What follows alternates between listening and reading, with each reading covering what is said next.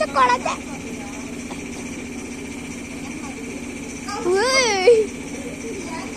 விட்டா ஈஸ்வர் எங்க அம்மாவே தள்ளி விட்டுருவாங்க போல காய்ஸ். பாருங்க காய்ஸ்,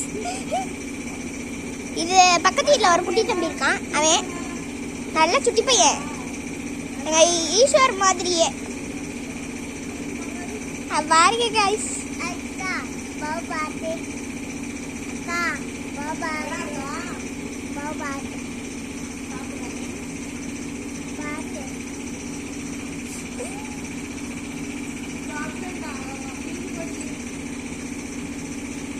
ஐயோ பாவம் பச்சை பிள்ளை.